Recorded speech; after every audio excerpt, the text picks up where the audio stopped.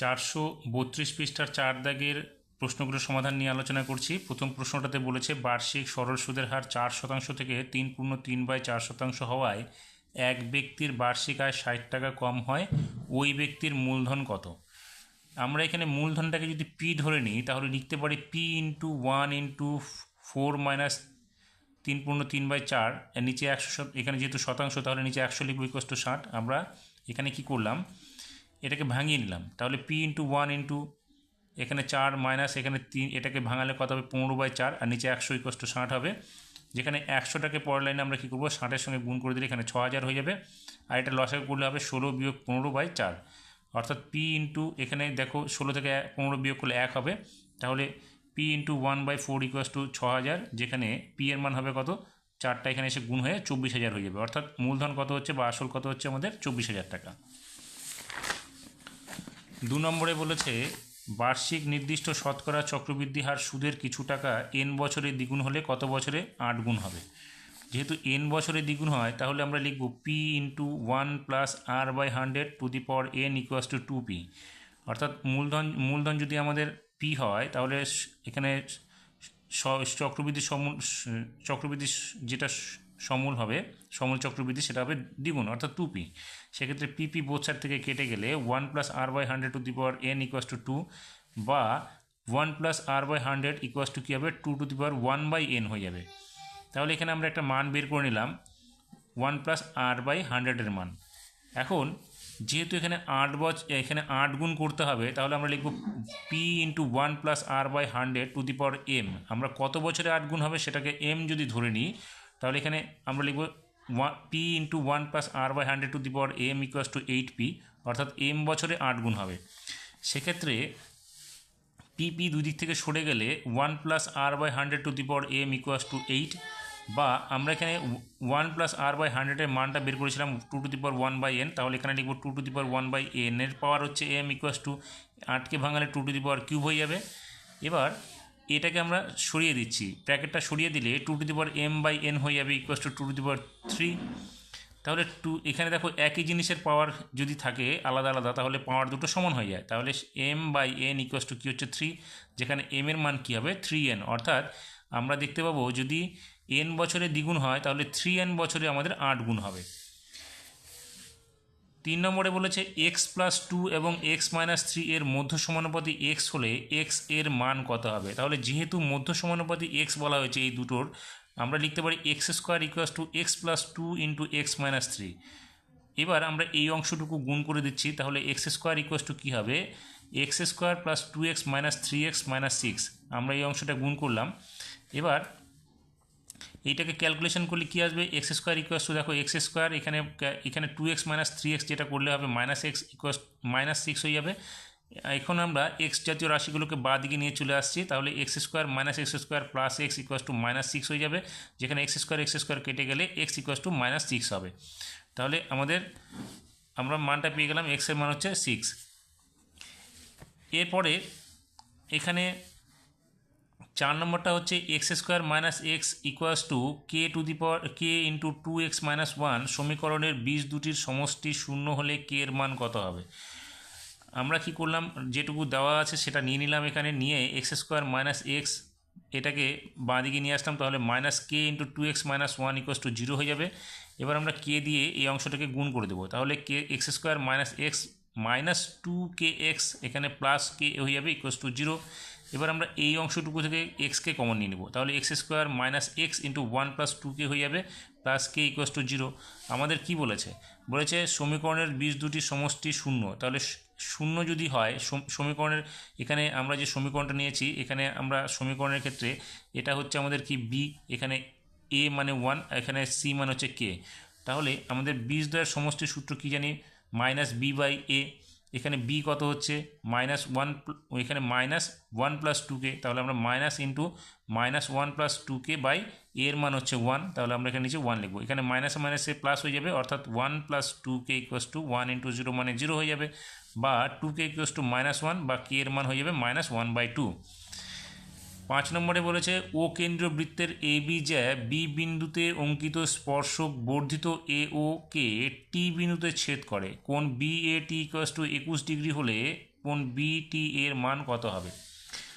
চিত্রটা হবে এইরকম, ও কেন্দ্রীয় বৃত্তের এ বি ব্যাস, এবার ও এ এবং এখানে বিন্দুতে বি বিন্দুতে ও কেন্দ্রীয় বৃত্তের যদি স্পর্শক অঙ্কন করি তাহলে বিটি এ ওকে যদি আমরা বর্ধিত করি তাহলে বিটা আমাদের কি টি বিন্দুতে ছেদ করবে পরস্পরকে।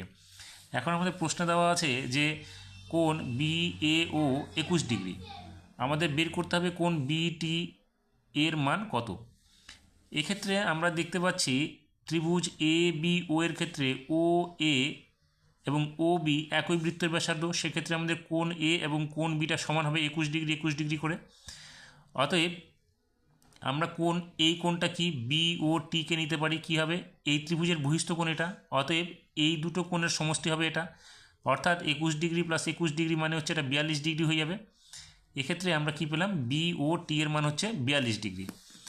এবার ত্রিভুজ বি ও টি এর ক্ষেত্রে আমাদের এই কোণটা কত, 42 ডিগ্রি, আর এই কোণটা কত আমাদের, এই কোণটা হচ্ছে আমাদের 90 ডিগ্রি হবে, কারণ ও বি লম্ব বিটি।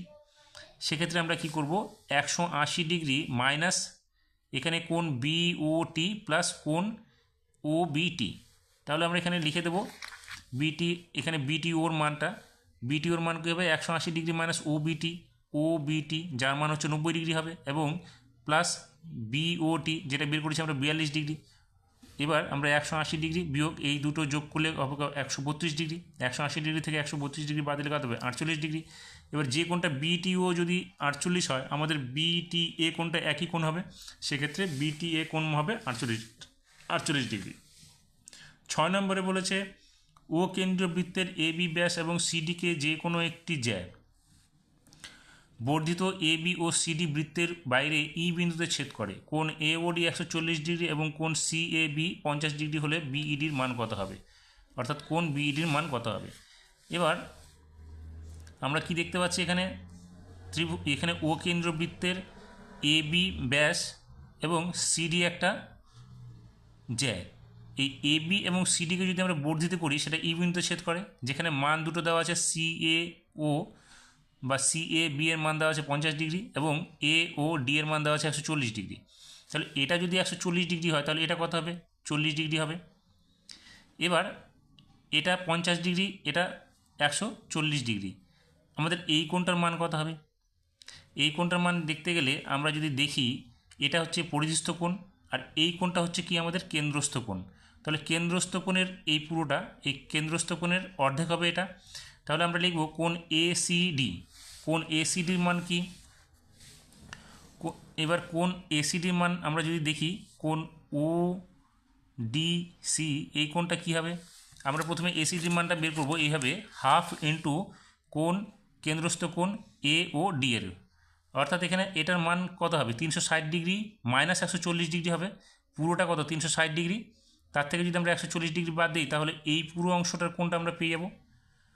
সেই জন্য লিখব কোণ ACD equals to half into 360 degree minus কোণ এ ও ডি, তাহলে আমরা এইভাবে লিখব হাফ ইন্টু 360 ডিগ্রি মাইনাস এ ও ডি মানে হতে এই কোণটার মান 140 ডিগ্রি, তাহলে 360 ডিগ্রি মাইনাস 140 ডিগ্রি করে 220 ডিগ্রি হবে, অর্থাৎ হাফ করলে হবে 110 ডিগ্রি, তাহলে আমরা পেয়ে গেলাম এটা 110 ডিগ্রি। এখন এটার মান হচ্ছে কত আমাদের 110 বেরিয়ে গেল, এটার মান 50, এটার মান 140, তাহলে এই কোণটার মান কত হবে, আমরা 360 ডিগ্রি থেকে এই তিনটে কোণের সমষ্টি বাদ দিয়ে দেবো, সেক্ষেত্রে আমরা পাবো কত 60 ডিগ্রি। তাহলে এটা যদি 60 ডিগ্রি হয় তাহলে এটার মান কত হবে 120 ডিগ্রি হবে এটা, তাহলে এটা যদি 120 ডিগ্রি হয় এটা আমরা পাচ্ছি কত 40 ডিগ্রি পেয়েছিলাম, এখানে 140 ডিগ্রি এটা সরল কোণ, তাহলে এটা 40 ডিগ্রি এটা 120 ডিগ্রি, অর্থাৎ এই কোণটার মান কত হবে তখন ও ডিই যে ত্রিভুজটা রয়েছে সেখান থেকে আমরা 180 ডিগ্রি থেকে এই দুটো কোণের সমষ্টি বাদ দিয়ে দেবো, তাহলে এখানে কী হবে আমরা 180 থেকে কি করলাম ইওডি, অর্থাৎ এখানে ইওডি 40 ডিগ্রি এবং ওডিই 120 ডিগ্রি আমরা বাদ দিয়ে দিচ্ছি, তাহলে 180 ডিগ্রি মাইনাস এই দুটো কোণ যোগ করলে কত হবে 160 ডিগ্রি, সেক্ষেত্রে 180 ডিগ্রি থেকে 160 ডিগ্রি বাদ দিলে 20 ডিগ্রি বেরোচ্ছে, অর্থাৎ আমরা কী পেলাম এখানে এই কোণটার মান হচ্ছে কত 20 ডিগ্রি, অর্থাৎ বিইডি হচ্ছে আমাদের 20 ডিগ্রি।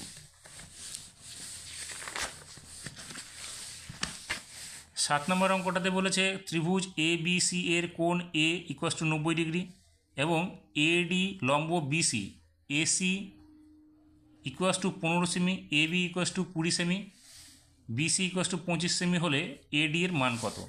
তাহলে দেখো আমাদের কোণটা এই কোণটা যদি সমকোণ হয় তাহলে আমরা এটাকে ধরতে পারি ভূমি, এটাকে ধরতে পারি লম্ব। তাহলে এ বি সি ত্রিভুজের ক্ষেত্রফল কী হবে? হাফ ইন্টু ভূমি ইন্টু উচ্চতা, অর্থাৎ half into AC into A B.